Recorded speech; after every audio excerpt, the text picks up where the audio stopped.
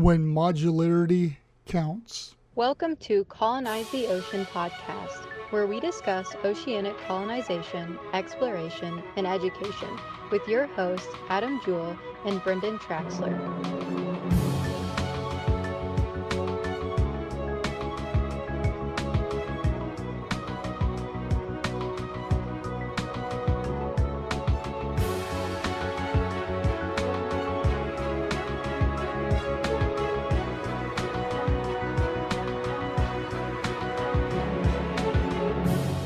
So one thing that we here on ASC, especially, I speak about, is the idea that to further underwater habitats and to grow them, the idea of being modular is vastly important. We're seeing this now, with everybody that's coming out with underwater habitats is, hey, let's make them modular. And it's something I have been preaching for, the last 5 years, but has been a key element for quite a while. Regardless, you look at Deep and their Sentinel program, Fabian and the Proteus program, pretty much anybody else working on underwater habitats, the idea of them being modular is so important. And there's multiple reasons why. For one, it's a cost thing. People out there who were trying to propose these massive underwater habitats, massive underwater hotels, you're looking at $300 million easy, and it's trying to find investors for something like that is just very difficult. Whereas with a modular platform, you can start off small and grow.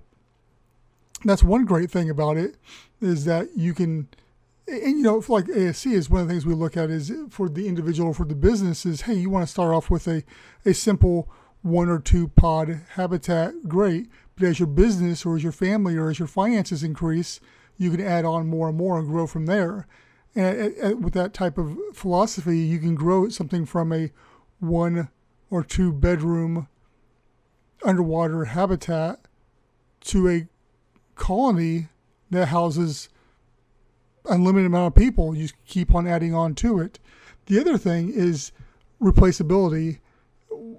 The one thing with anything in life is that over time it gets outdated, it gets wore out, it needs repaired, it needs maintenance.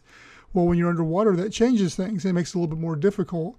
But with a modular underwater habitat, you can remove that old or damaged piece and bring a new part on and hook it up, and you're good to go. So there's a couple different key elements right there that I think are the main reasons why people are looking that routes. When you're looking at construction too, it's a whole lot easier to build it in chunks than one giant one, especially when you're dealing with pressures and you're dealing with water, that it becomes one of those things where it's not the easiest environment to work on, and trying to get something with a massive volume, the bigger you go, that more air volume you've got is going to be fighting you to try to get underwater. So that also comes into play as well.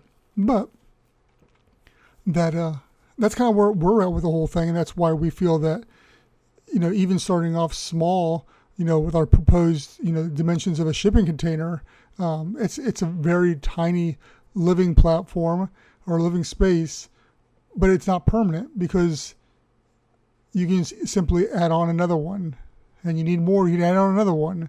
So, and as I've spoken before, the way I see it is you eventually have one pod that is all, battery banks or energy production or whatever, and you'll have one that's a living suite, and then you'll have another one that's just like, I don't know, maybe it's just grass. And so you can just walk out there and walk on some grass and get some, semi-fresh air.